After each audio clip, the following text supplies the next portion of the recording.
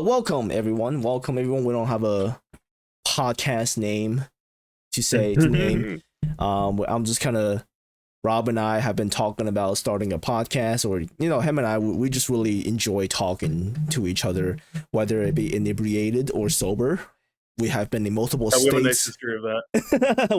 we have been in multiple states of being as we discuss multiple facets of life within the past, and so have I with Anthony, spicy noodle in the stream today. So I guess, boys, without further ado, today's topic, as we've kind of discussed offline in IRL, is video game escapism. What does video game escapism mean to you? Why do we play video games? How video games, how they affect us in everyday life, how they make us feel.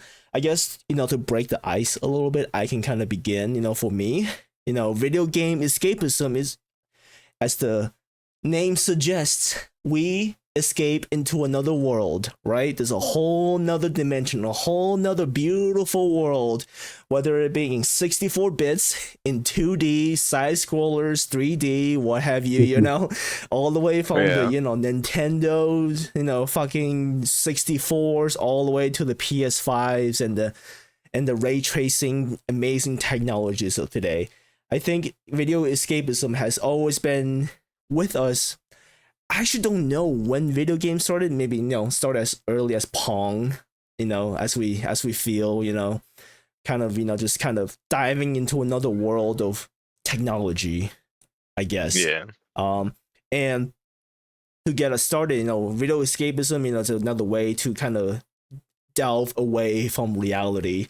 Like to just kind of get away from the everyday responsibilities. But I kind of want to get like how you boys feel about what you feel what video game escapism is, and I kind of want to start with Vertigo, Rob, and kind of like a general definition of how you feel what video game escapism should be and what it is to you. Yeah, well, thank you for getting that set up, Yushan. I guess I would start by saying that in general, like, I think us as a species are particularly like geared towards being fascinated by stories, different characters, the narratives that come with that, and video games particularly give us like an active role in being able to like shape a story. I don't know what we could get into, like what games we all kind of like grew up playing and what specifically made I want to it, get like, to that too, enticing. but like just kind of like how you kind of feel about escaping reality of video games. If it's down to just how I feel about escaping reality, I'm for it. Yeah.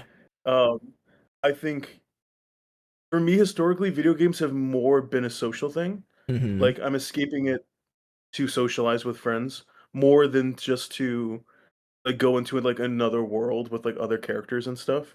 It's more been just like a social thing, and maybe that is like its own form of escapism in a way. But like with my own history of it, it's not exactly like, oh, like let me just leave the entire world behind for a second and just dive into this world.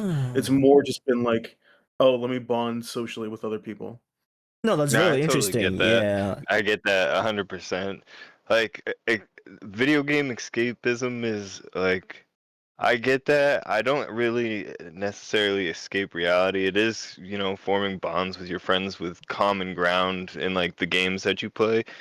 But for me at least, I feel like it's like just to break away from like, you deal with so much like bull crap in IRL. You're just like, you could even say, for instance, like GTA, you want to punch people's head in, you may be an average Joe, you may be a weak like person, but to go into a game and say, okay, I can get all my frustration out, I can like in a healthy way, I'm not saying everybody needs to go straight into that, violence is the answer, but I feel like with me it's like to detach oneself of the buildup of emotions in day to day that I'm dealing with. Yeah.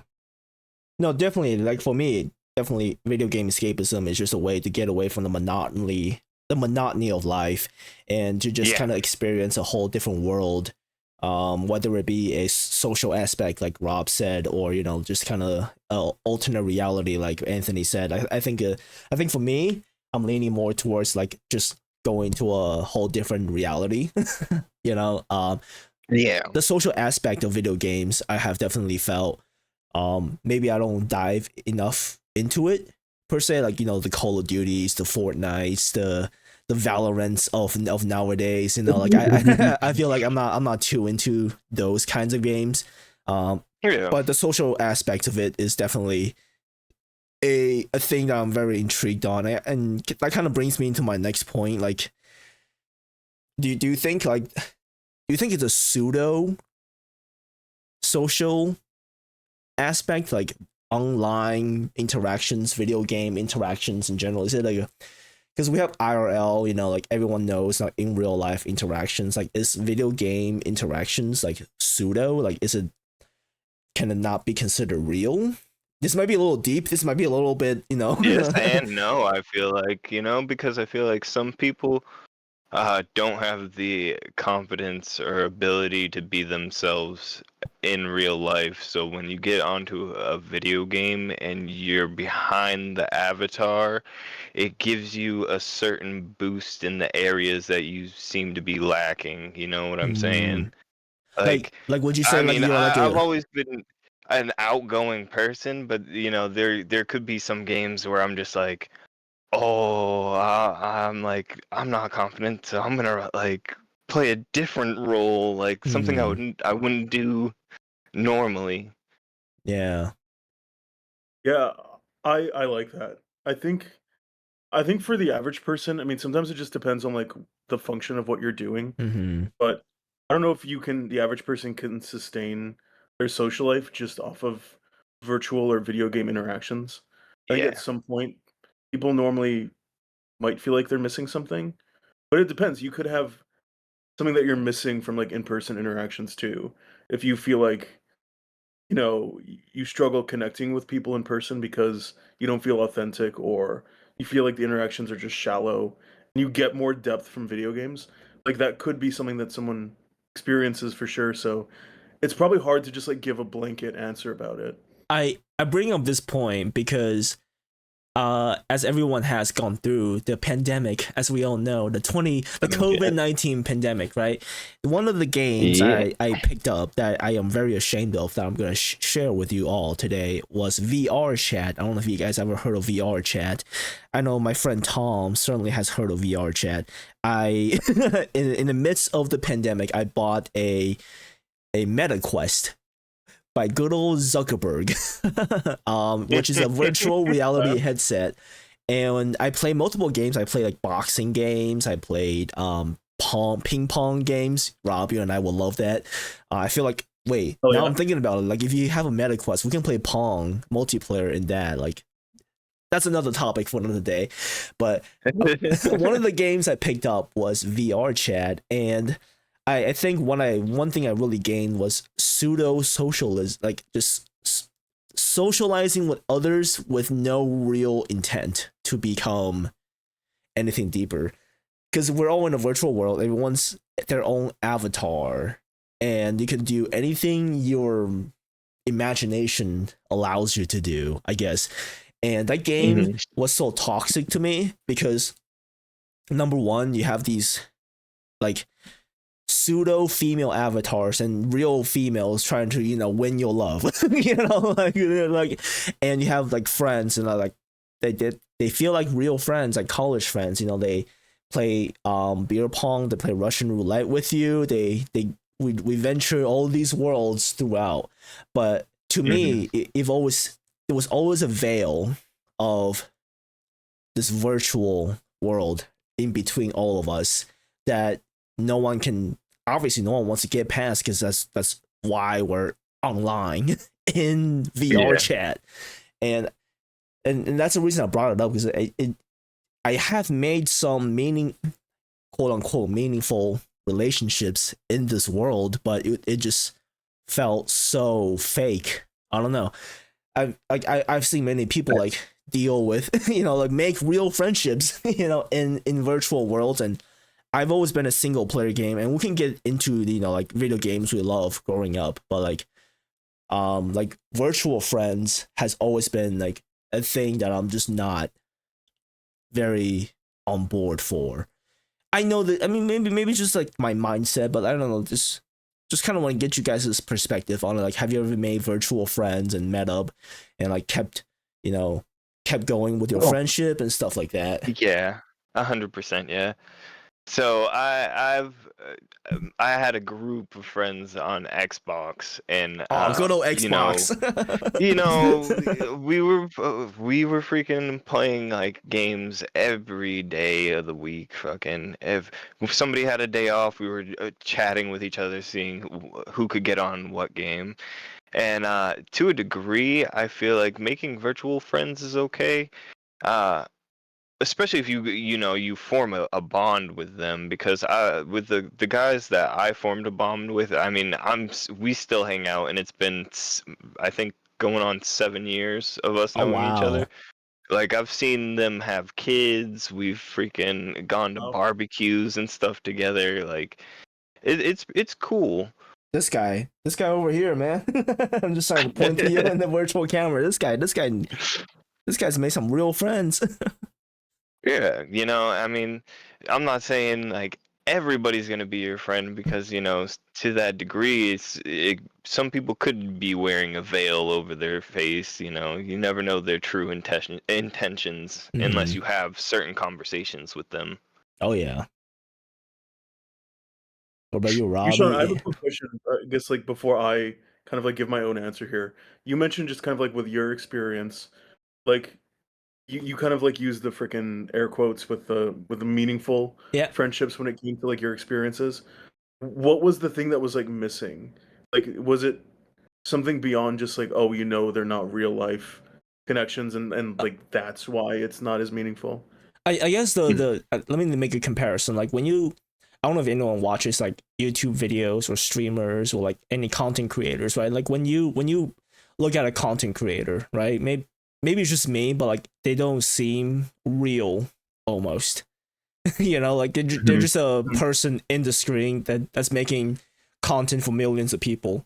And with, I think, the veil of that impossibility to ever interact with that person.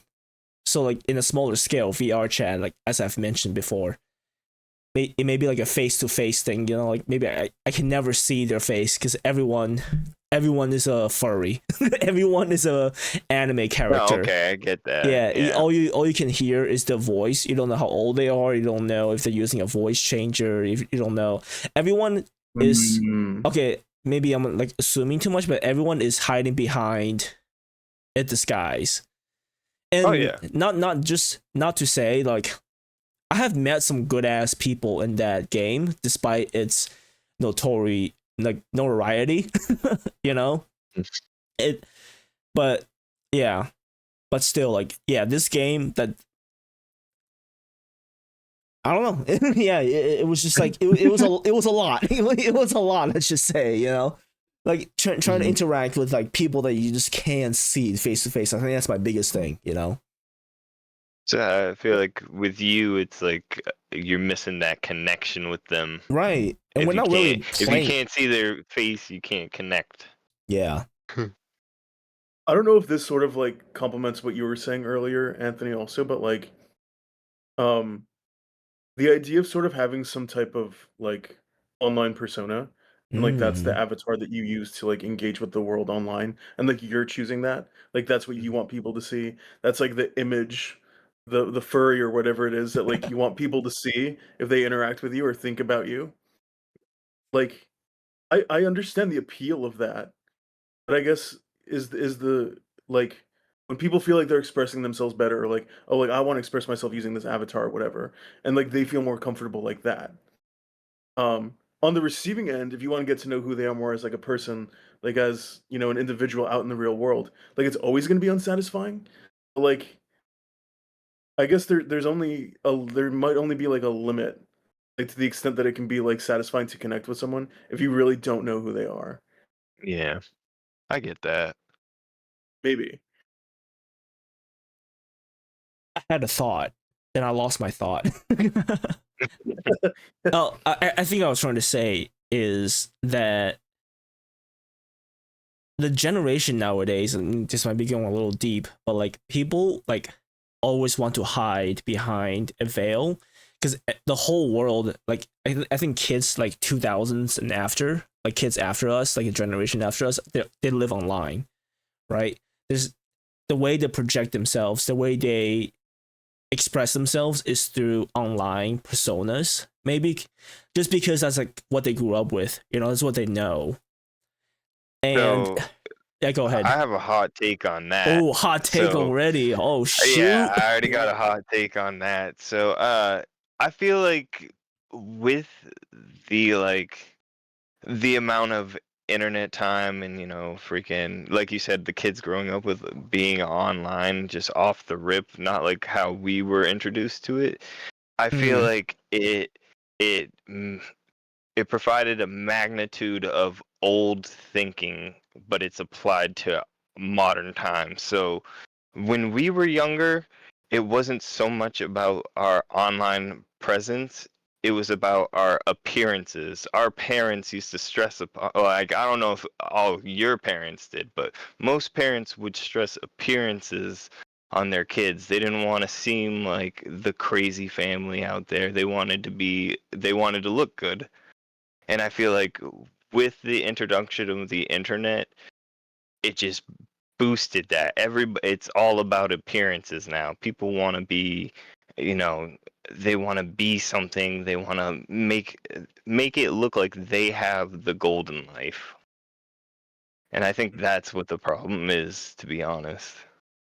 What do you think, Rob? You brought up this whole persona topic. Well, what is your thought behind why people do it and what they get out of it? Like, I don't know if this is too much of a basic answer, but I feel like it gives people a sense of control over how they're able to be perceived by other people. You know, like this is going along with what Anthony was just saying too, but like if you can be convincing as either someone who has like a golden life or a particular kind of life, and people will, you know, see you the way that you're looking to be seen, and that's just always going to be comfortable for people. And again, this kind of like I think goes back to our idea of like the inevitable wall that you'll experience doing that. But like I don't know if you can genuinely connect with people unless you sometimes know a little bit of the messy stuff. You know, you can't just have things appear golden. You know, Everything has to appear perfect, right? And that goes back to our main topic, like escapism. Like maybe they're trying to paint a persona that's so not necessarily perfect, but perfect in their own world, in their own mind, and that creates a dichotomy between in real life and digital. And I'm not a person to say if that's healthy or unhealthy. That just seems like a whole nother topic. Maybe that's for another podcast, but who knows? Maybe we'll talk about it. I don't know. Again, this podcast, we're not trying to be too serious. We're just kind of talking about a general topic, and we're just trying to hang out with homies and talk because that's what I love to do with my friends, and that's what I love to do in live streams. I just yap and hang out with friends. But again, like it's a veil that they put up, and maybe like our generation. I don't know, our generation. that sounds so old. May see it as like old school, but maybe like that's the new thing is to have a online persona moving forward. Oh, definitely. how much do y'all think you did that? I mean, let's say like when we were like 14, 15 maybe. Oh, hardcore! I did that. Like what Hardcore. do you mean? Like just put up a persona? Yeah. Yeah, dude. I feel like all of us did. We went through like I wouldn't say well, I guess you could call it the emo phase. I went through like the whole Hell emotional yeah. phase. The black background, the trip pants, freaking black out the background, grayscale. You're like, okay. I'm a heartbreaker. I wanna portray myself as, somebody who has a sensitive side, but I'm still one of those dudes that can kick your ass if you bring me there. Oh, I love it's So that. I was definitely guilty of that. yeah. I mean, 100%. yeah. Back in the day, right? Like we're as kids, we're always trying to fit in, trying to make the popular decision to be part of the group. I guess Just wanted to be niche, man. yeah, You wanted to stand out and we want to make be your own the path. we want to be the preppy kid. We want to be the emo kid. We want to be the jock. I guess that's all part of escapism, right? Like, and obviously deep down, there's you that and the you that you share with your close friends. Oh yeah. And I guess that brings up like a quote that not really I don't really know the quote, but it's a Japanese saying that like you have like three masks, right? Like the mask that you show the public, the mask that you show your close friends, and the mask that you only show yourself, right? There's always like there like you only know the deepest of you. No one else knows that. Not even your mom, not even your dad, not your dog, nothing else. Like, and then I mean, I guess that is very true. yeah, if you really think about it cognitively, like you do subconsciously put up these walls, like in public and everything else, but you only know the true you, and that's the you that you go to sleep with every night. And like that's you. Get it? But yeah, and that's video game escapism. You maybe it's like a new way to create a new identity within the online sphere, and I think that's so fascinating that people do that. And I don't think, even with my new channel Taiwasian, I don't think I've created a new persona, maybe a more exaggerated version of me. Maybe like Rob obviously and Anthony have seen some of my streams, and especially Jump King streams where I just fucking go 120% in my personality and just kind of exaggerate who I am. And I think that's a form of escapism too, like just raging and stuff like that. But I mean, if we don't have anything else to input in this section, I want to kind of go into the next part. Like, Well, why? actually, Yeah, go Yushan, can I ahead, ask you a man. question about that? Yeah, go right ahead, man. So I guess when you're talking about maybe exaggerating parts of yourself on stream, Yeah, like, and maybe the exaggeration is a form of escapism, like, of course. how would the real you that's not trying to escape react to, like, you consistently falling on the game and not being able to, you know, get to where you want to I go? mean, yeah, I mean, as how we all would play video games, I guess it would just be me just expressionless, like, yep, I fell. It's boring, right? I'm trying to, put up a persona. It's just like, oh my god, like holy shit, I fell. So... yeah, go ahead, Anthony. So I think in our cases, like when it comes to us streaming, at least what I've seen in mine and yours is we don't fake the reactions as No. hard as the other guys, because we've always been that way with gaming. even since we were like younger, playing Guitar Hero on your couch, dude. If we fucked something up, we'd be like, oh, what? Like losing it.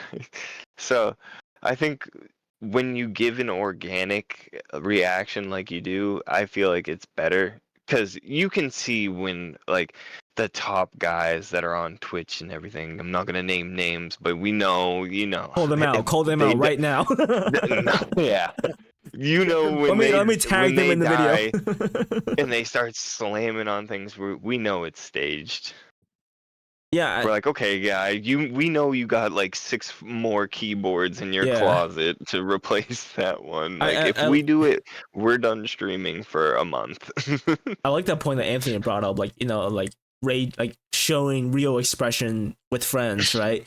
And I feel like friends is, in a sense, like chatters. Like we're trying to like build. We're trying to like be like, oh, like make all these expressions for our friends. Back in the day when we used to play Guitar Hero, Call of Duty, and good days, good old days. And now, like, I guess the modern day equivalent, because couch co-op isn't a thing anymore nowadays, is through Twitch stream. You know, like I guess your chatters can be considered your friends, as parasocial as that is. You know, like you're trying to like make a outward exaggerated expression reaction to your chat, to your YouTube channel, and I do find myself doing that. Like I've been making a lot of YouTube shorts, and I've been more cognizant of me making more, you know, reactive reactions.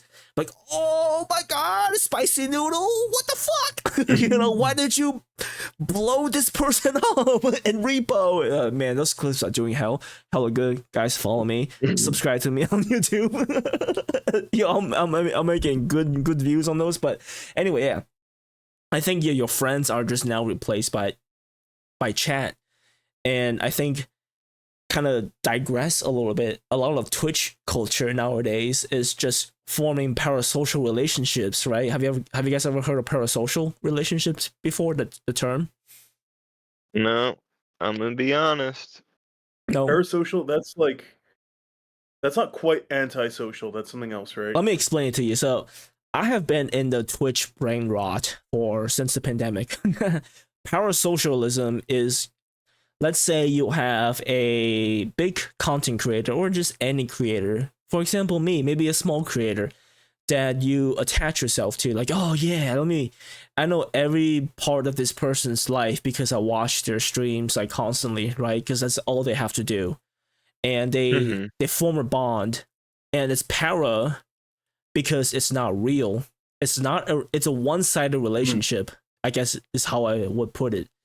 So you watch, for example, like a big creator now, back in the day, like,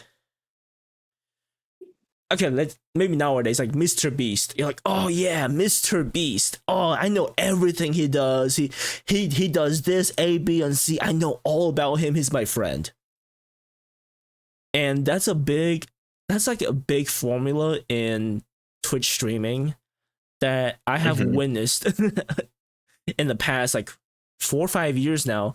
So parasocialism, I don't remember where I was going with this rant, but but I just wanted to like bring that up. It's just like it's a thing that attracts people to watch you. They feel like they know you because they watch your content. And maybe that's why we get subscribers at the end of the day. Maybe like people like tune in because they feel like they know you and they want to watch you. And maybe that's their form of escapism, you know, to watch. Oh, yeah, absolutely. Yeah. I could see it, yeah. How many people do you guys think would actually like I don't know if they would say it verbally. How many people do you think actually feel like these streamers, regardless of how big they are like actually their friends? Oh, a significant amount, bro. Interesting. I don't know how Anthony feels, but I kind of want to hear how Anthony feels about that. I was gonna say I don't know if they're friends. I feel like you know it gives them that false confidence of friendship. Like, yeah, you may know a lot about the person, but that you don't know them off stream. There's such a huge window of time in between those streams that you don't know who that person is.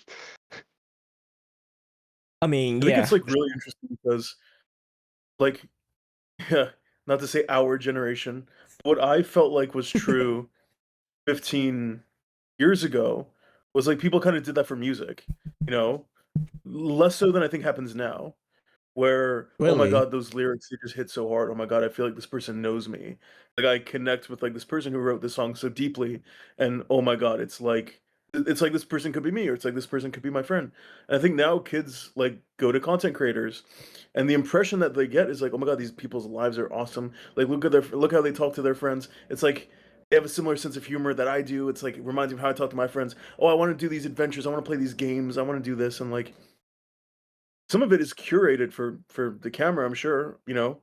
Like, they're not literally just filming their lives, you know? It's curated for views and likes and all that sort of stuff, but, like, people still invest in it as if it's, like, real and, like, connect with it and, like, "Oh my god, like, yeah, this is something that I connect with so deeply. I feel like I'm friends with them. And I want to bring up this, like, this is a messed up take, but that's why a lot of these content creators have so many viewers, because you have these young impressionable kids. Like, imagine if you're 12, 10 years old again, and you have no preconceived conception of what in real life interactions should be, because literally, like, a lot of your life has been in COVID, in isolation, and now you have these online personas that, you know, like, yo, what's up, gang? Welcome back to the stream. You're all my best friends. Yo, subscribe, follow, sub, whatever, right? And they're so impressionable. They're like, yes, they are my friend. Let me. And I don't want to, like, speak out of my ass, but, like, I feel like I've read articles where, you know, parents had to dispute charges in, like, credit card charges for their young impressionable kids, because they have spent like hundreds and thousands of dollars in you know, trying to support their favorite content creators, whether it be Twitch, stream. It's a thing, man.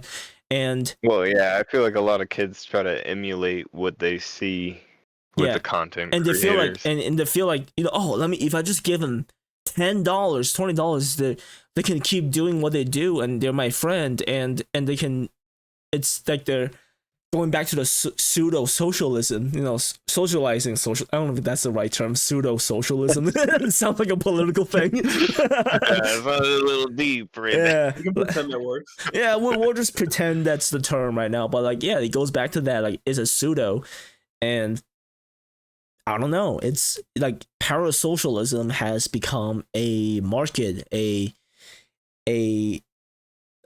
not on tap. It's definitely been tapped. That's what live streaming is, if you think about it. It's just trying to get people to think, to be friends with you on the internet. Crazy, huh? Yeah, crazy times we live in. Yeah. I mean, there's certainly like degrees of this stuff too, because I'm sure there are content creators that don't heavily edit or contrive like their content. It's more or less like, yeah, here's a sample of what it's like for me to hang out with my friends, you know? I'm sure there are people who actually do that. And, you know, Yushan, when I've watched you, you know, you'll take your pauses and you'll go on your, you know, rants and stuff, and you'll engage with people's comments and everything. And like, that's authentic. You know, you're giving your authentic opinions, and, you know, I'm not saying like it's exactly the same as people connecting with you in person, but it's stuff like that seems like it's close enough to where like that feels like pretty darn. But we also know each other, you know, so like that's a different thing. You know also. what I'm doing. Yeah, you know what I'm doing, but I also know what I'm trying to do in establishing, you know, like a connection, I guess, through my monitor, through the internet with my viewers. And I think that's one of the main things about Twitch streaming, is being able to connect with your Twitch chat. And I don't know any of my friends that are as deep in Twitch, like, chatting as I am. But, like, I really got into it through COVID, and I don't chat much at all. But, like, I have seen, you know, like, the millions of texts of streams through these big streamers, and how people interact, to understand what kind of landscape this really is, and how to really succeed, if you want to succeed in this, I guess, medium. It's really strange. It's really strange. And yeah, and again, it goes back to the escapism thing. Like, people just want to escape to the internet and make friends, pseudo friendships, if that. I guess it's the same as, like, being fanboys. You know, like, kind of bringing back to your, like, you know, like, rock bands and, like, popular bands, like, oh, being fans of these popular bands and stuff like that. I guess it's kind of the same idea. You know, like, oh yeah, man, like, 3 Days Grace. Oh yeah, dude, I love him so much. Oh yeah, freaking Godsmack. Oh my god. You know, all that stuff, right? Like, I guess it's a whole new form of it. And like, you remember who I was obsessed with, right, Yushan? My Chemical Romance. Okay. Nice. I can't believe I got that. Yeah, dude. And yeah, this type of escapism, and I think that's so intriguing. At the end of the day, it's sorry, I have this chatter deck bond. It's just like, yeah, man, I totally get it. I'm totally with you. I can see it popping up. He's like, yo, man, that's totally me. Yeah, that's me, bro. Yeah, I'm totally parasocial and all that fun stuff. Oh man, but I mean, I don't have many more topics to talk about, but one of the topics I want to kind of bring up is back in my elementary school days before I moved to Massachusetts. When I first moved to the United States in New Jersey, when I lived in a place called Melbourne, Short Hills, New Jersey, I was in a health education. Like when I was writing notes for this podcast, I was like, wow, this just randomly popped in my head. Like one of my health ed teachers when one of my best friends said, hey, Mr. I don't know what his name was, is video games addicting? Because we were talking about drugs and like alcoholism and like how that's addicting and stuff. And so he brought up video games, which everyone thought was very interesting, that how he brought up video games. And he was like, no, the teacher was like, no, video games is not addicting because you're not injecting a substance, in your brain. Let's say, like how alcohol directly goes into your head, how weed, cocaine, all these like whatever drugs, right? Like caffeine, cap. That's what I'm saying. Deck bond cap, and and I remember this topic keeps reappearing into my brain over the years. Like, well, you're staring at a screen, right? That's kind of directly going into your perceptions and going into your endorphins and messing with your life. You're escaping into a whole new reality. Maybe that aspect is addicting. Like I kind of want to I kind of want to know like what you guys think about like, are video games addicting? Like, can they be addictive? Like, what are your opinions on it? 100%. I think they're addictive. I think that's why they're so influential and freaking as big as they are now. I feel like they obviously appeal to something that, all of us in our demographic freaking want, I mean, it doesn't even necessarily have to be in our demographic because, I've seen like streamers like the angry grandpa guy. That guy, he I think I've heard literally of him. he's fought in wars, and the man. Oh, the sniper guy, yeah. Yeah, he streams Battlefield. So I don't think I mean, it's addicting. It's always been addicting. I don't know I'm not discrediting your teacher or anything, but I feel like he may have gotten it wrong on that one. Bro, that was like 20 years ago.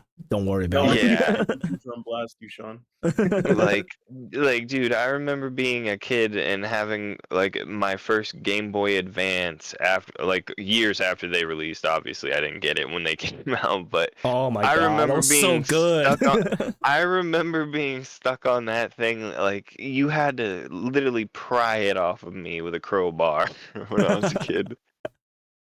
Oh man, I got that when it first came out. Like maybe like a month after. Oh yeah, I remember just being like, just knees. Yeah, in it like, oh, just let me keep playing. Yeah. What do you think, Rob? I think anything can be addicting if it tries to like endlessly fill the hole of like another deeper need. Yep. I think sometimes like the foundation of addiction is kind of like your brain just makes connections with things. So if you convince yourself like, oh, I need to play video games to get through the day, or I need to like pass this level before tomorrow because I'm like I hate work and I just will like want to distract myself before going to do that, right? Like you convince yourself you need it or like you have to do it, or else like you're not going to be happy, you're not going to be fulfilled, whatever, right? So like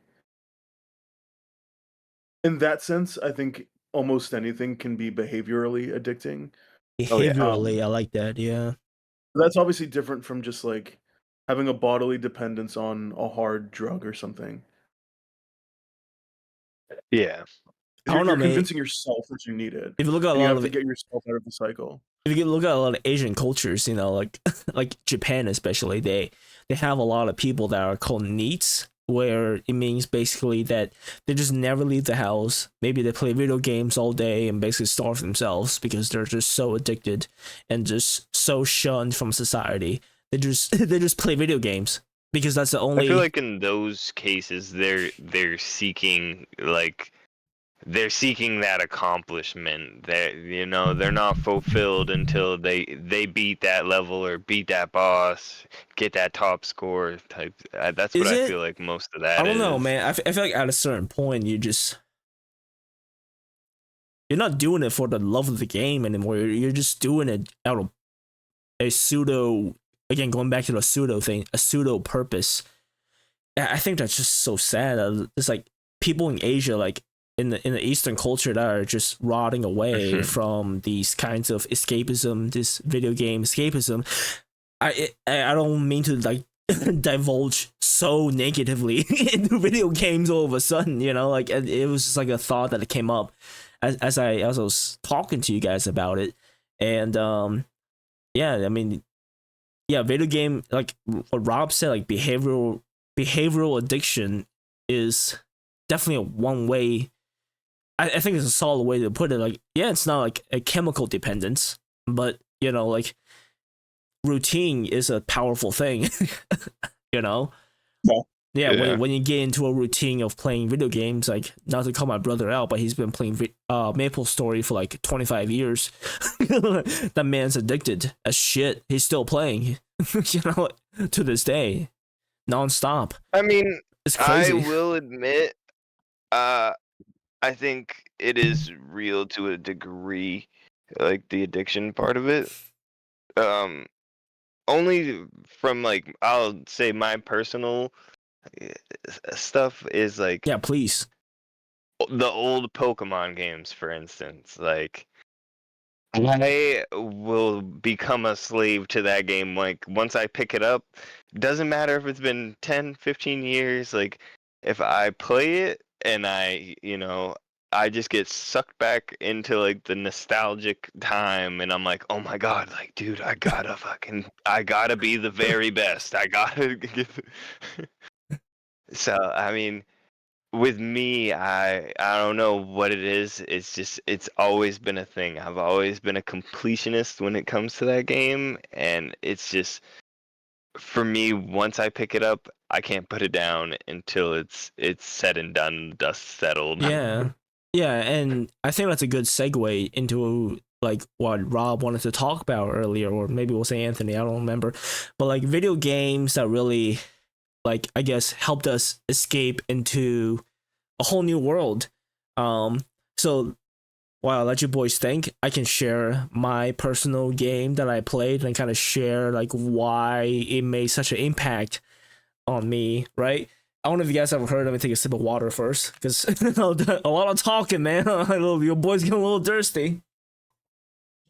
Yeah, do what you gotta do. Yeah, so this is I will be smoking, gentlemen. Yeah, go right ahead, man. We ain't PG 10 or whatever, man. Or Rob, if you want to grab a drink, go right ahead. Are you Ooh, I'm fresh out, dude. I went a little hard yesterday. I think I'm gonna chill. your anniversary, your 1 month, was it 1 month you said? Yeah, it was great. 1 month anniversary. Congratulations, hey, dude. good stuff, man. Thank you. She's basically a perfect human being. There you go, man. Yeah. To digress a little bit, yeah. Me and Matt and Sophia, like, I texted Matt the other day. I was like, yeah, we're trying to go to Philly. Like, when are we going to Philly? Like, when do you want to go see Rob and his girl? And he's like, oh shit, I didn't know that was happening. So he's gonna try to figure it out. So either next weekend or the weekend after. Like, how is Kat in Cali and not Cali, Philly now? Yeah, so let me explain something, because otherwise I'm gonna sound like a freaking weirdo. That's okay. We've been doing this thing where, like, because I'm from LA and I'll be spending a lot more time over there soon. And I met her on Hinge because I was just in LA, and I'm like, oh, like, let me see who's around. And so I met her, and we just kind of kept going out and just kind of kept working. And I'm over here. I'm on the East Coast. We've been doing this thing where like we go out to like the same restaurant at the same time, but it's like different locations of the same restaurant. So That's pretty yesterday we went to cool. Kura Revolving Sushi individually, but together at the same time, and talked as if we were like actually on a date. And I love that Revolving Sushi is like, as far as I'm concerned, like on par with Dude, I Google went to one as the like other day. It was so what good. a concept. That was amazing. So she's That's actually pretty gonna be in cool. town Uh, on Saturday. Yeah, Saturday, yeah, and I she'll think I be saw your around story. until the next Monday. So she's gonna be around for like 9 days. 9 days, so she'll be here the next weekend too. I'll just pop up on the next Saturday or something.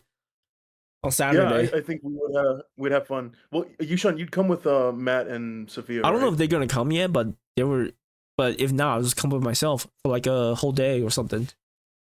I hope they're both able to join because when I've seen them, I've had to go all the way to, you know, where do they live? Clark, New Jersey. They Yeah, I've live had to like go all 20 the way minutes there. away from me. Hey, can I pee and then come back? No, Nope. Oh, I Go gotta ahead, bro. pee. I gotta pee. don't All do right, it. talk amongst yourself. I'll come back to my video game thing in a second. All right, be back. All Bye, right, have bud. fun. Hensley, how Oh long have man. you known Yushan? I have known him going on about 10 years.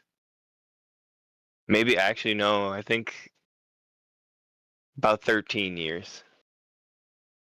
I feel like I've also known him for 13 years. Wait, how Yeah. did you meet?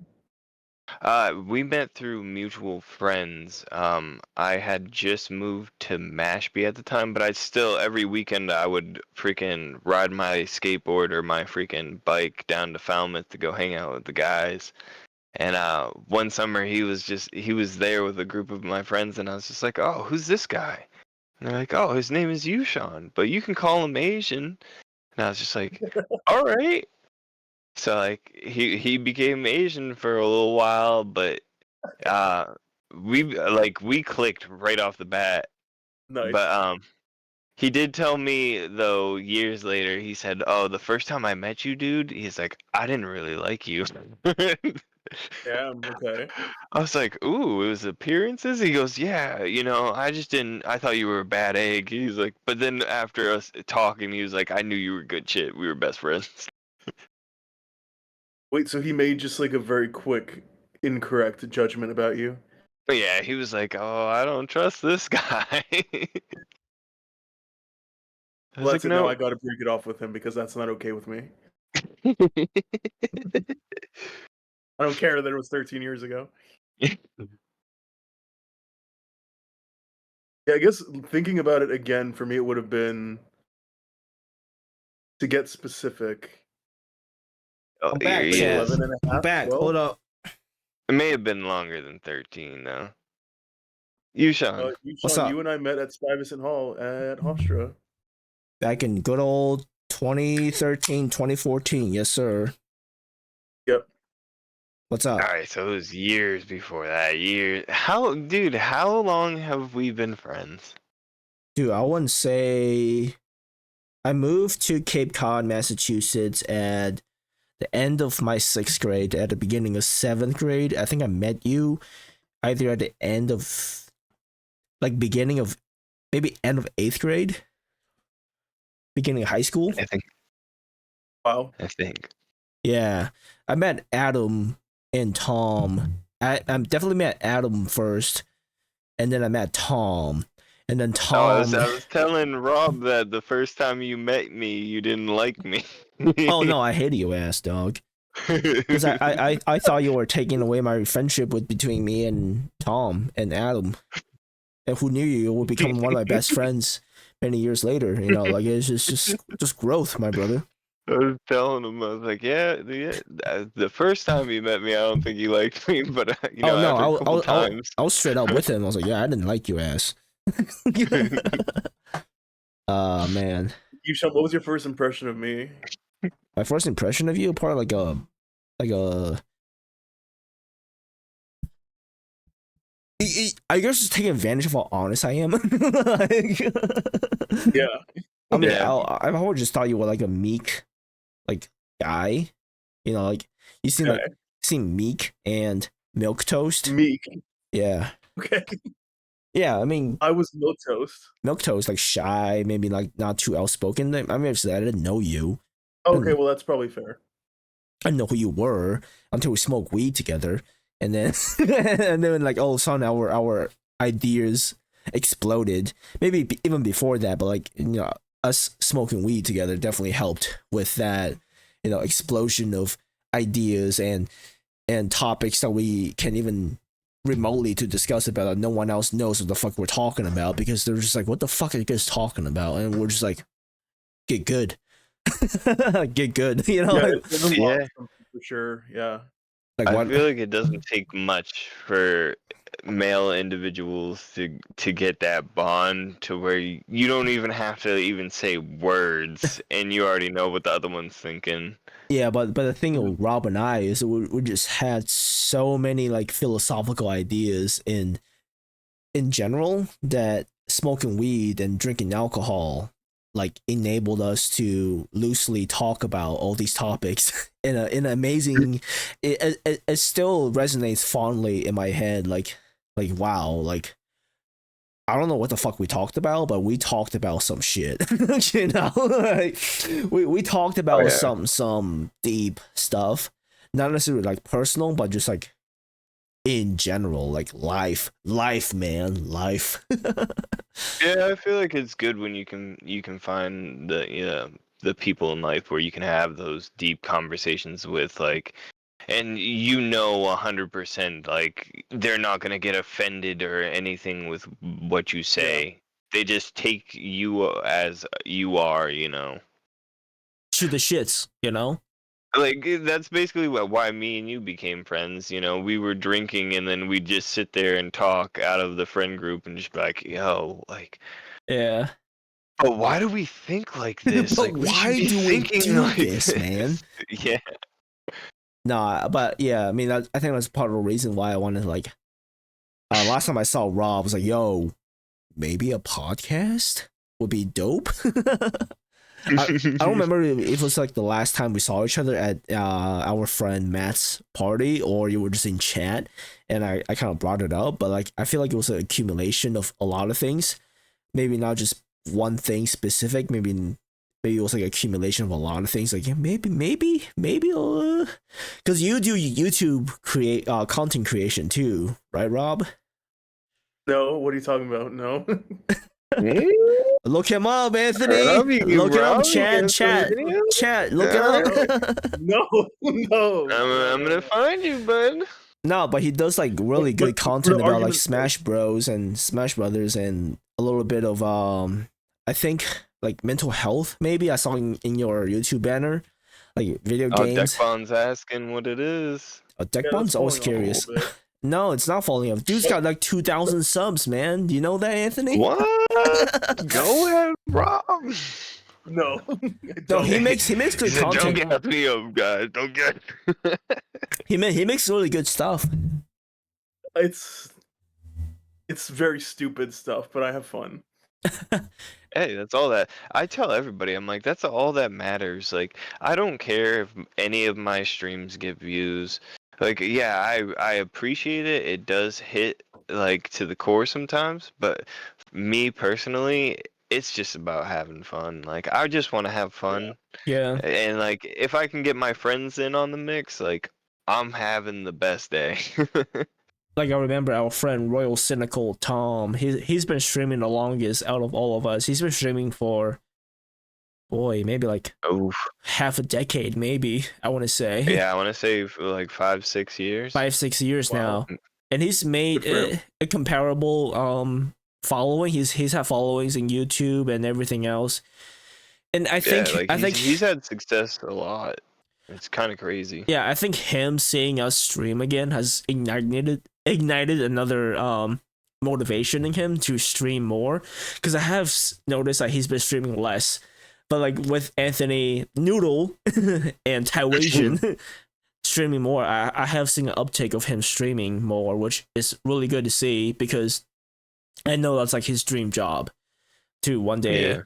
But I don't know if we're digressing too much in this topic. But if you guys don't have anything else you want to talk about, I kind of want to revert back to what I was saying before I had to go piss. All right, we can get back to the next. Topic was itself. The topic the topic was the video game that you really escaped to. I guess in a sense, in a sense, you can kind of define it as your favorite video game of all time. So for me to let you boys, get your cogs going, get your brain fluids going. For me, I'm just kind of gonna yap about like the game I really had a fond memory of when I was growing up and a kid. That's a PS2 exclusive game. At that point, you released in 2001, 2002. I know it was the super early 2000s, and it is by this super popular series by Square Enix called Final Fantasy, specifically Final Fantasy X. I don't know if you guys ever played Final Fantasy or any of these iterations. Okay. I played one of them. I've played a few of them. But it is one of those games my brother has encouraged me to replay it on stream, even though I have played it to nauseum. What is Deckbon saying? I got a good one. What is the best 3DS game? We'll get into that. I don't really own the 3DS, kind of. I mean, I can kind of get... Regardless. Final Fantasy X is a revolution and an evolution in gaming of its time, jumping from 2D to fully 3D and voice acting for the first time in the series history. I know, Final Fantasy X. How final could it be? It is a 10th iteration of the game, and it is not the 10th story. I mean, basically every game of that series has its own story. So you don't need to play Final Fantasy IX to know what Final Fantasy X is about. Everything is its own exclusive story. Final Fantasy X was the first game that I really felt a emotional attachment to.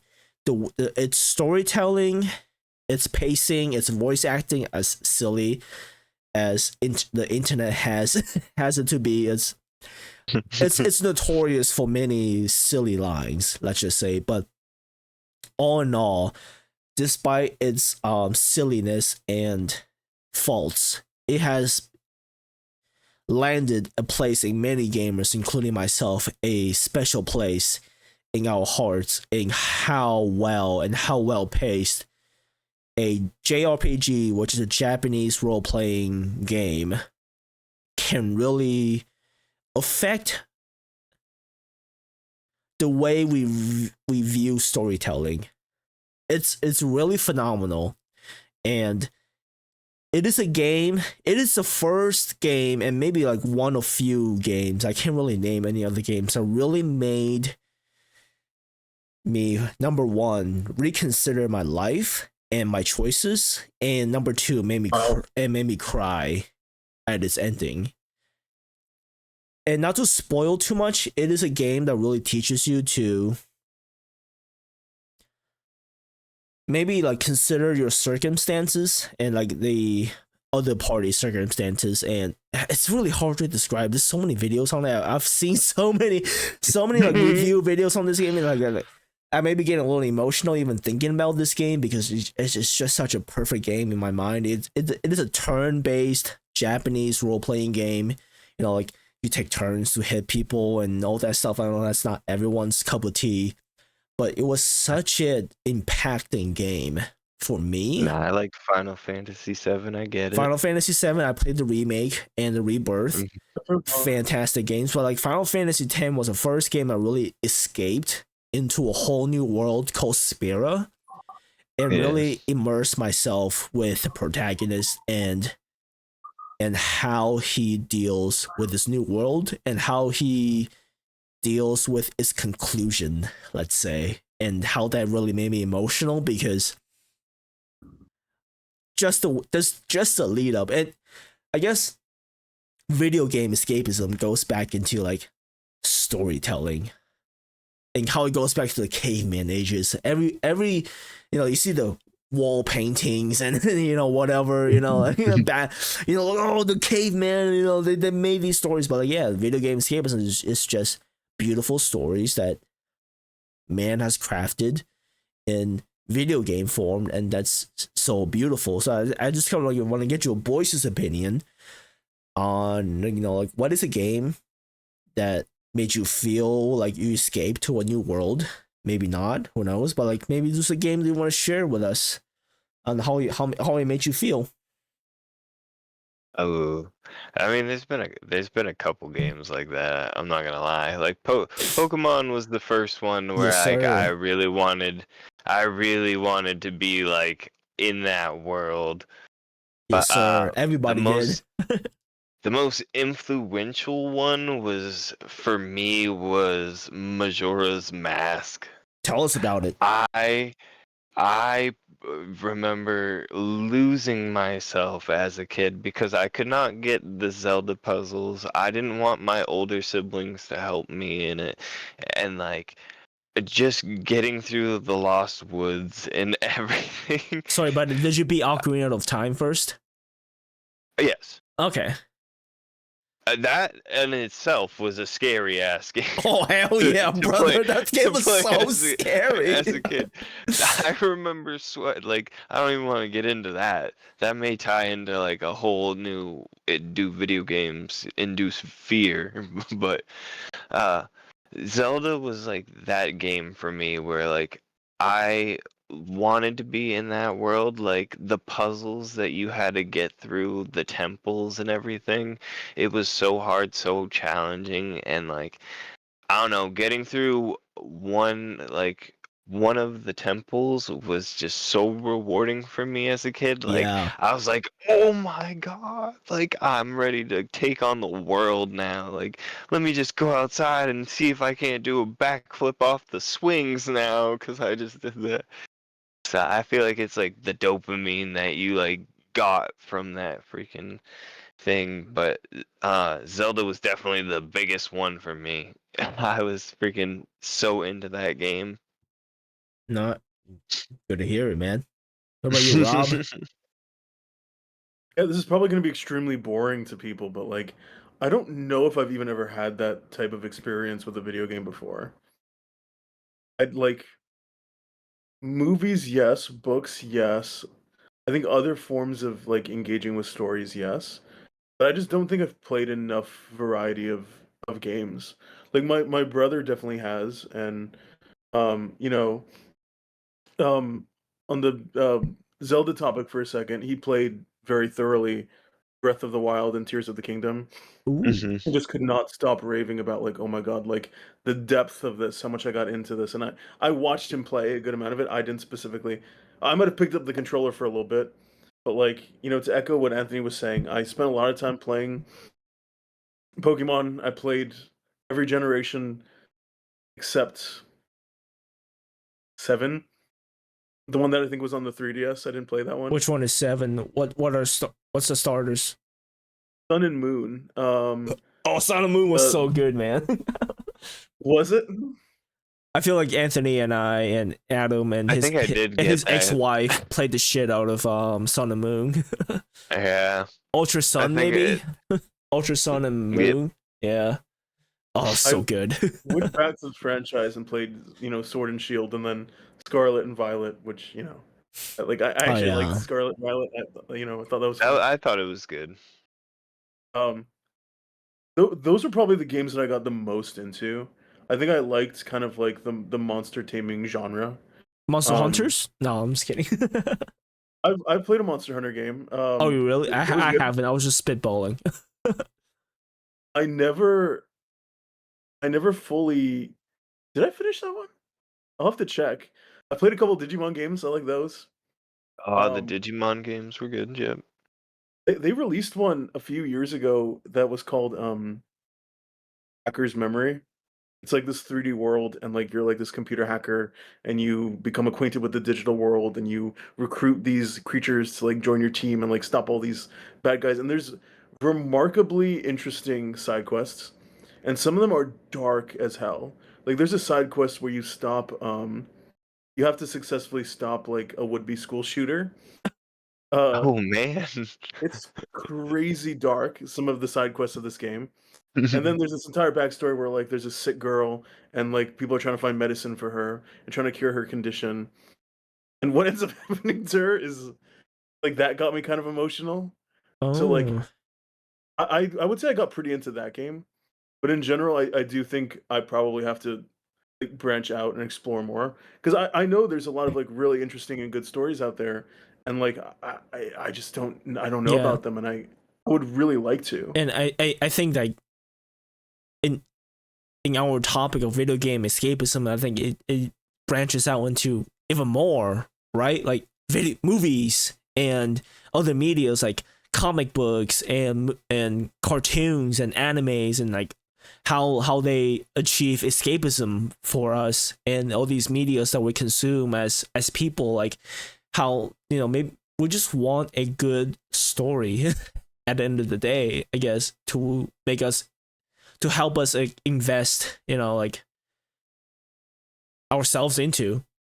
So Yeah, I think that's really what it comes down to. I feel like, uh, at least in like anime's case, freaking some people just like the craziness of it, and I feel like that's what they're drawn to, you know? yeah, I think that's another It, whole, yeah, it's a whole another anime yeah, podcast that you and I are also planning on yeah, that's in the potentially works. doing. But yeah, I mean, yeah, anime as a medium, despite its cartoonish and childish appearances, has many underlying mature themes that it tries to discuss. Doesn't try, it successfully accomplishes those, you know, like in a Succeeds in in a fantastic manner in many shows and not so many shows at the same time. It's a 50-50, but that's a whole nother topic of its own. But yeah, I don't really have any of the topics that I want to discuss. We have been talking for over an hour just about now, Wow. which is crazy because we were really originally planning for an hour. But I have one last note on my. Unless you guys have other notes, you feel free, obviously, to contribute to anything. It's a free form podcast. Anyone can say anything that they want, any topics that they want to bring up. It's a right now the topic again is about video game escapism. But right now, my last note that I had for this topic is, why is gaming fun? What the fuck, Anthony? Sorry, I had to. You were ready. I mean, I guess to maybe like not calling one out, but like maybe Rob, do you know why video gaming is fun for you? I guess the short answer is probably dopamine, but like Dopamine. you win little challenges, you feel good about yourself, like you invest in a project and it feels good when you can like see to the end of it. Like if it's a longer story, right? It's interesting, like it's a sensory experience. You get to experience, the world in like a deep and interesting way, or even if not, even if it's a 2D, game like Hollow Knight or something, right? Hollow Like Knight. I haven't there's played a lot Hollow of Knight. You're like, oh.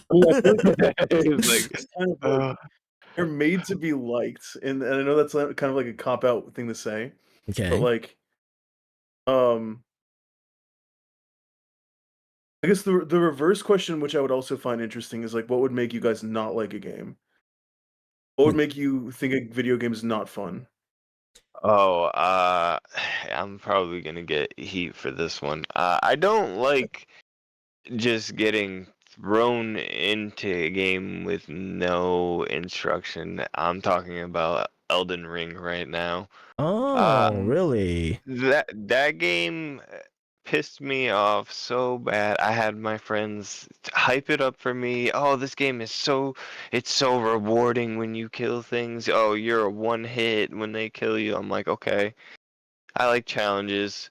Let me try it out. I'm thinking I'm gonna get like a little bit of a story. It's gonna tell me, where to go. Now, like after the little tutorial you get, you just basically have to figure it out yourself. And I remember I was just like, I don't know why, but this just took the fun away from it for me. Mm. Like, I like straight up stories. I like following the quest. Would you say So you like a linear type of story, like not open world, but like it just like brings you from point A to point B without you thinking too much about it? I like open world to an extent, but I like it to still, have that element of, hey man, you're on this quest. Just remember that, but you're free to explore as long as you just remember that you're still gotta do that shit over there, alright, bud? Because that's usually how I am with open world games. Like, I'll do the first main mission, and then I just branch off. I'm trying to explore the map. I'm trying to see what I can unlock first. Yeah, I would probably equally find that not fun. But I felt like I Yeah. was just kind of like thrown into the Really, I'm like the opposite. situation. I feel like, not to digress too much, but I recently played my first Souls like game, which, Rob, if you don't know what that means, like, are you familiar with what shit? What are those Elden games? Ring was just something we Elden just Ring, brought like up. Anthony played, and like Souls. What are those games called? Um, something Souls 1, 2, and 3. Dark Souls. Dark Souls, yeah, Dark Souls 1, 2, and 3. Oh yeah. Yeah, familiar with those games. So those games have their own genre called Souls like, which they are precise games and they almost imitate like real life movements. And but what you have to do as a protagonist in these games is use those real life movements to beat these fantastical bosses. So your rolling speed is real life, your hitting speed is dependent on the weapons you yield, and all these movements are based on real life and not in any cartoonish ways, and which makes you feel slow and weak against these fantastical bosses, which makes it very frustrating. And one of the games I played recently was called Black Myth Wukong, which was the first. People argue if it's a Souls-like, if it's realistic enough, but I've lost myself. I to argue it. it is very Souls-like, in which it is very challenging. Mhm. And I played it, I hated it, I loved it, I resented it, I loathed it, every emotion you can think of, but the game was so good.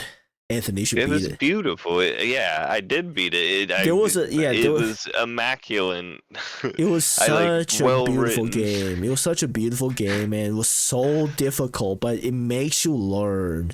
It forces you to learn. It's mechanics. It's insane. And I don't remember what the fuck we were talking about before then, but but yeah, it was just like this game was just like so beautifully crafted. It was. Have you beat it, Anthony? Yes, I have. Oh, you have? Have you beat the secret boss yet? Yeah, and it took me. I'm not even gonna lie to you, dude. It took me 3 days. Same. Actually, I took like 2 weeks off. I was like, I don't want to look at this game ever again, and I went back. Dude, honestly, I haven't picked it up for the new game plus. I'm like I'll let it just wait on the shelf. I'm like for a halfway little bit. through the new game plus, but yeah, I guess going back to it, like the fuck are we talking about before we digress into this? Before we got into that, we're talking about what makes us not like a game. Oh yeah, not like a game.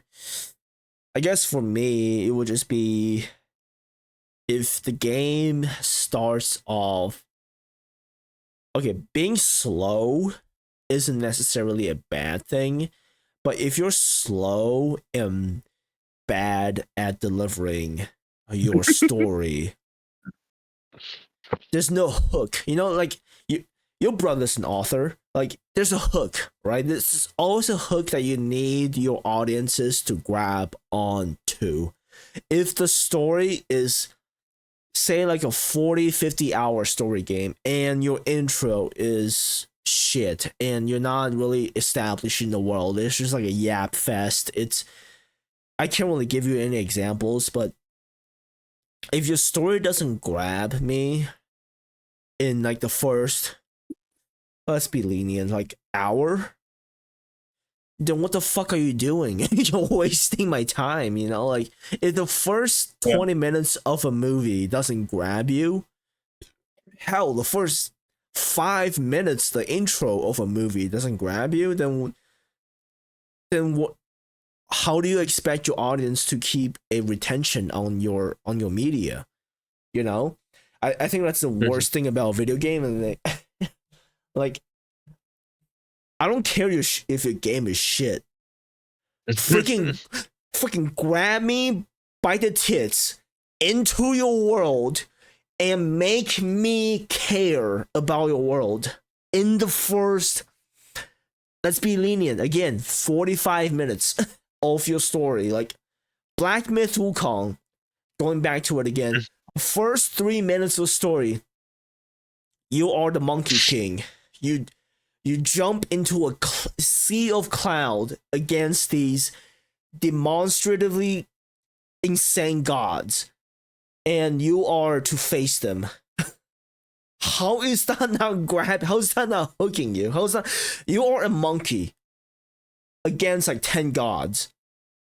And you have this whole speech, yeah, just like an army of the gods. heavens and the hell, nobody stands to me, but you dare to stand against me. Like, that's crazy shit. Like, what the fuck?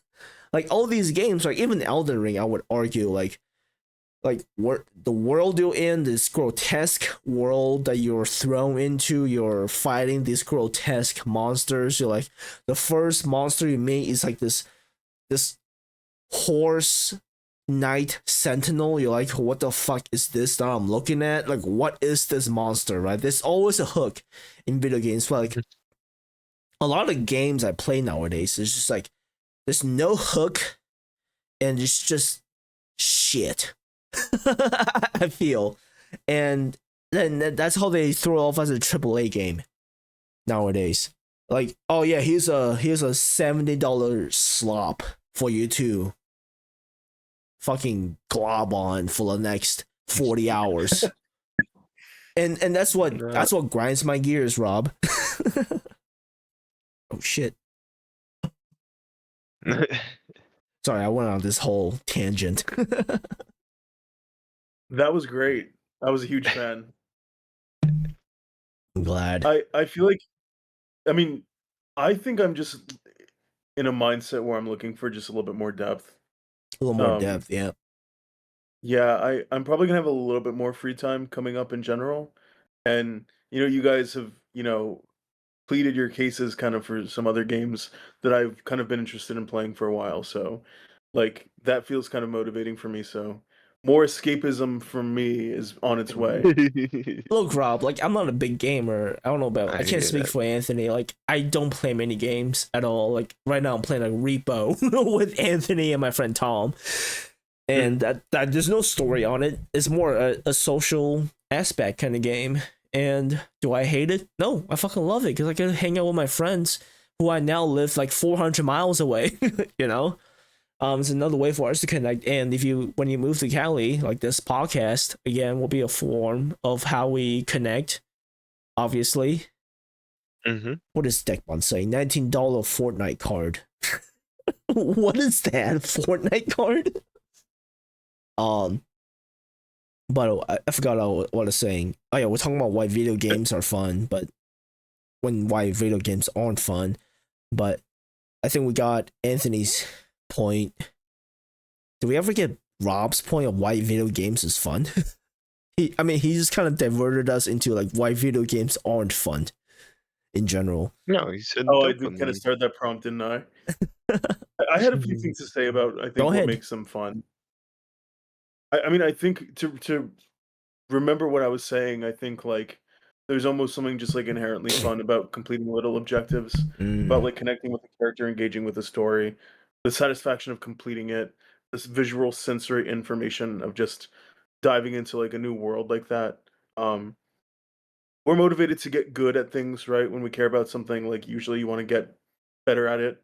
Um, I think people like being good at video games, and there's that inherent built-in challenge there. You know, there's the boss that's allegedly unbeatable or super difficult. Oh my god, how awesome is it gonna be when like you can beat it and like your friends haven't been able to do it yet, you know? Even just some of those like little side parts of the game that just feel satisfying and like therefore fun. Um but you know, I think I was playing um Smash Brothers the other day with my long-term friend from high school, and I was getting my ass handed to me, and it was still fun. I had a great time regardless, and I there was gonna be no bragging rights. He was gonna continue to make fun of me because of like, oh, like apparently I suck now. You know, I've been playing the freaking game. It's been in my life for 17 years, and I Wow. still suck.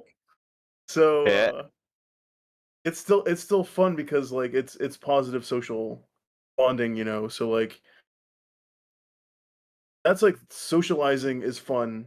Hmm. Like doing it through video games is also fun because there's this nice shiny little thing that you can do together and it's stimulating and all that. So like there's a lot of layers ultimately as to why I think they're fun. No, I totally agree. Yeah, I mean, I want to play so many games like in stream and just personally and everything else. But I think I have one more topic for us to talk about. Like, what is the next game that y'all want to play? The next ooh, The next game, like this, there's a sea of games in the world of video games, and let's not talk about the $80 Nintendo Switch games coming out right now. Oh my god, that's gonna be it's gonna RIP Wallace, but like the world of video games, and there's yeah. so many genres, there's so many topics, things, categories that we can dive into, and I'm also like thinking about like, oh, what game we can play. Like for one, the game called Schedule One that my good old friend Tom and maybe Anthony kind of suggested, like, oh, maybe we can play Schedule One, but I have not touched the game yet. But there are also many other games like I don't. so I know one game that's gonna come out that I'm probably gonna lose myself into is gonna be Borderlands 4. Ooh, wait, it's a whole new one, not like a remake or anything. Yeah, this is a different planet. It's gonna be like a civil war, I think, kind of. But I've loved that franchise since the beginning, and like that is one of those games that like I can lose myself. I know all the lore and everything, so basically any little Easter egg that I find is just cherry on top.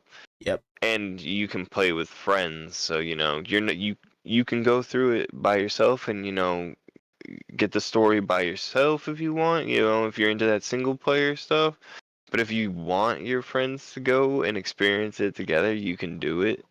And I know Tom's probably gonna get that, so that's probably gonna be the next thing that we're gonna be streaming. Great. What about you, Rob?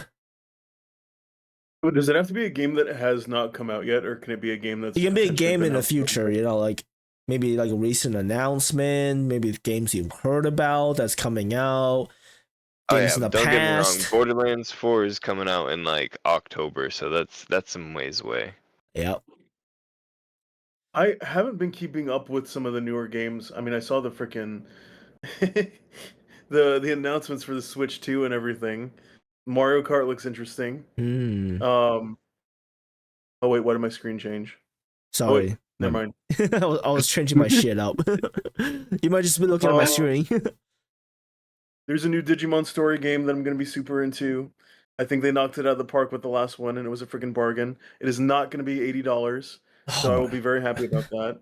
nice. In terms of a game that's already been out, I've never really fully engaged with a Zelda game before, and I like the aesthetic of Link's Oh, Awakening. Mm. Uh, my brother played it and it looked cute, and I want to just get better acquainted with that world. Um, so probably in the next month or so, I'll finally pull the trigger on that. I totally suggest it. Like, I will not spoil anything, but that game is immaculate. It's a remake from a older one, so it's a story that you'll fall in love with every time. You gonna I stream don't it? doubt it. You gonna stream it, Wait, Rob? what you say, Sean? You gonna stream it? I'm open to it. I've never streamed before, but I'll give that a try. Hey, I recently switched to a new webcam. I have an old webcam, and next time I see you, I can give you my old webcam. You want it? Is it this one? It's the same one. Yeah, actually, you already have it. Never mind. Okay, I'm not using this right now, but this is what I used for my last YouTube video. All right, then you don't need it. I have the same one. Yeah, I got a whole new one. I just thought, maybe Rob wants it. But for me, If you're handing it out, I'll still take it. no, fuck you. I'm kidding. Sorry I asked. I love you. I love you, Rob. I love you too, Sean. I don't really have any other games I have that I want to play. I know for the longest time I've been thinking about this game called Ninja Gaiden. They came out with a remake, and that's one of the childhood games that Anthony and I experienced back then. And apparently the game's like 14 at most, like 10 hours gameplay. So I'm like really thinking about doing like a one sit down 10-hour stream and just beat the game in one sitting kind of thing. Ooh, I'll come hang out with you for that. Like, do a challenge. Yeah, kind of like a challenge because fuck Jump King. Jump King has taken a mental toll on my mental, and it is a bane of my existence. And Rob, I encourage you to watch the YouTube video that I made because it's hilarious. Anyway, I'll watch it. Yeah, watch it. Yeah, it's so funny. I think Anthony watched it. But dude, I don't really know any other games I really want to play.